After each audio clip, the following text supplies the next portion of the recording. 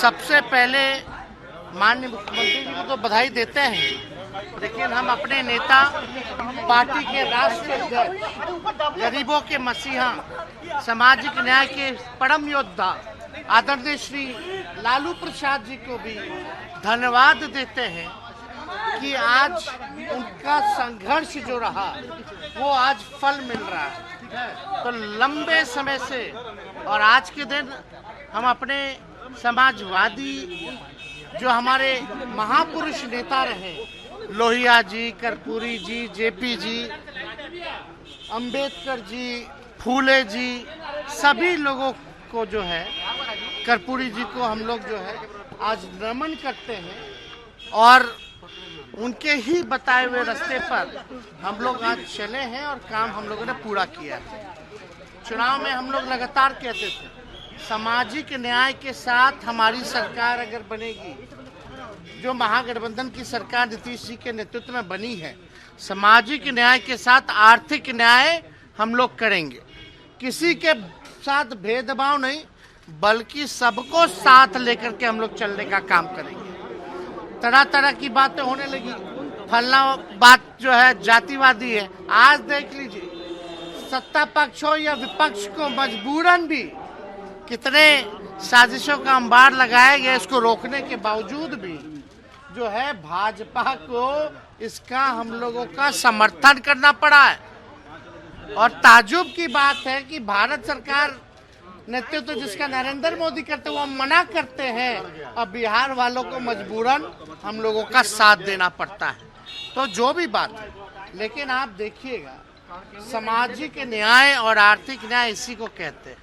इसी की हम लोगों की लड़ाई थी कि अंतिम पैदान पे खड़ा जो समाज है, अंतिम व्यक्ति है, उसको मुख्य धारा में लाना है।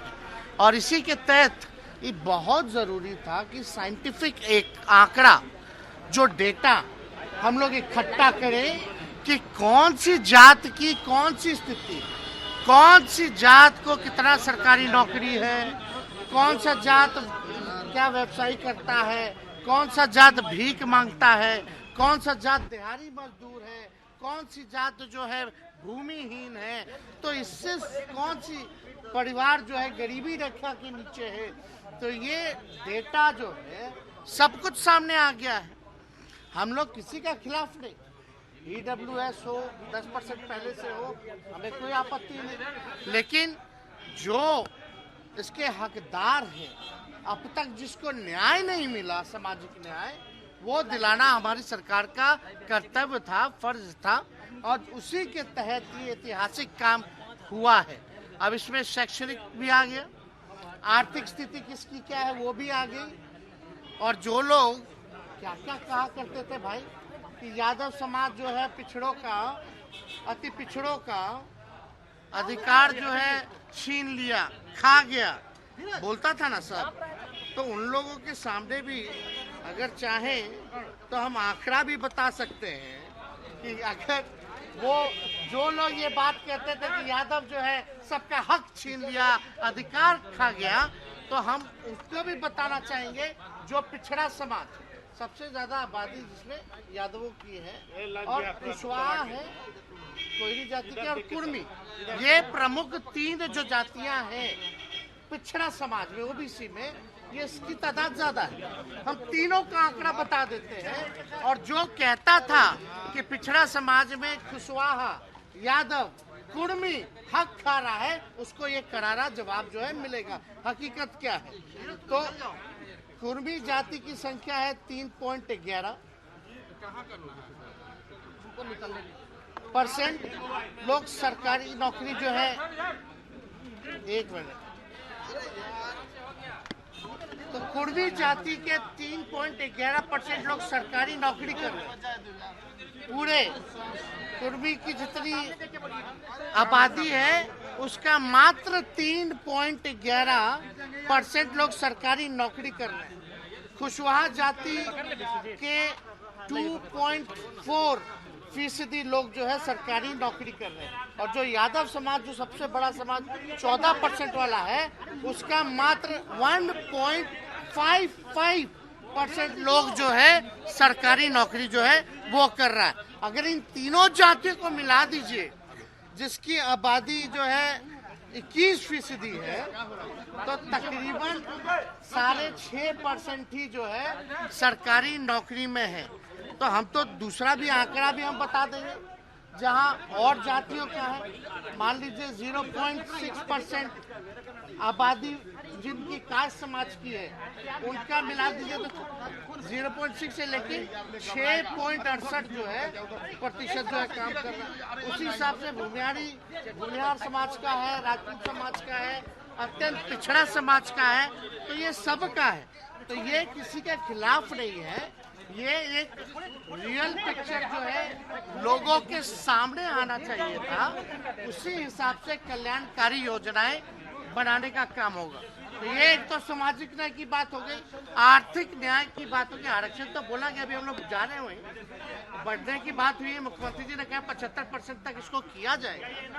तो इसमें भाई जब जरूरत पड़ेगा तो ऊपर भी किया जा सकता है ना, तो बात हम लोग करेंगे, सरकार निर्णय लेगी।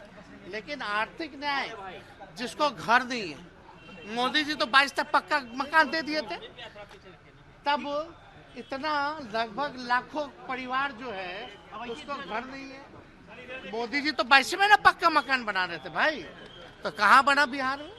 विशेष पैकेज दे दिए, कुछ नहीं दे। लेकिन हमारी सरकार ने निर्णय लिया है कि जो परिवार जिसको नौकरी नहीं है उसको हम लोग 2 लाख रुपया दे के मदद करेंगे, और 1 लाख रुपया जमीन खरीदने में जिसको जमीन नहीं है।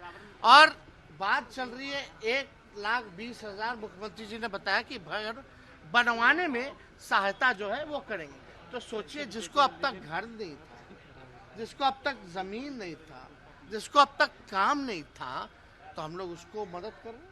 इसी को कहते हैं आर्थिक न्याय। तो हमने तो चुनाव के समय भी कहा था, सामाजिक न्याय के साथ साथ आर्थिक न्याय वाली सरकार हम लोग देने का काम करेंगे। आज वो हम लोग कर रहे हैं। अब विशेष राज्य का दर्जा, भाई सब तो भाजपा वाले तो वहाँ बैठे रहे, बोल रहे बढ़ा दीजिए बढ़ा दीजिए। इतना तो तुम लोग रहे सरकार में, आज तक नहीं कर पाए, इतनी बहालियां नहीं दे पाए, नौकरियां नहीं दे पाए, लोगों को आर्थिक न्याय नहीं दे पाए। और अब जब आपसे मांगा जा रहा है कि केंद्र सरकार, सबसे बड़ी सरकार जो देश की सबसे सर्वोच्च व्यक्ति है प्रधानमंत्री जी, उनसे मांग रहा कि भाई बिहार गरीब राज्य है, पिछड़ा राज्य है, आंकड़े सार्वजनिक हो गए हैं, तो मदद तो करना चाहिए ना। तो विशेष पैकेज दें या स्पेशल राज्य का स्टेटस दें, क्यों नहीं दे रहे भाई? राज्य सरकार जो काम कर रही है बलबूते ही ना कर रही है, तो अपने जितना रिसोर्स है उसी पे काम कर रहे हैं हम लोग। सदन के अंदर जिस तरह से विधायकों ने आरोप लगाया है, एक मिनट, भाजपा की महिला विधायकों ने ये कहा है कि नीतीश कुमार मुख्यमंत्री जी ने सदन में कुछ ऐसे बयान दिए हैं जो अमर्यादित हैं। नहीं, देखिए एक बात बता दे, इसका कोई अगर कोई गलत मतलब निकालता है तो ये गलत बात है। एक तरह से जो भी मुख्यमंत्री जी का बयान आया, जो सेक्स एजुकेशन के बारे में, और जब भी सेक्स एजुकेशन की बात की जाती है तो इसकी लोग जो है शर्माते हैं, हिचकते हैं, तो उससे लोगों को बचना चाहिए। तो स्कूलों में पढ़ाई होती है भाई, साइंस बायोलॉजी ये तो स्कूलों में पढ़ाई होती है, बच्चे पढ़ते हैं भाई। तो हमको लगता है अगर सेक्स एजुकेशन की अगर बात आई, उनका कहने का मतलब आबादी कंट्रोल जो है क्या करना है, वो प्रैक्टिकली बात जो भी आती है उन्होंने अपना बात किया। तो इससे लोगों को गलत तरीका में नहीं लेना चाहिए, एतराज नहीं लेना, but it should be more taken as a sex education.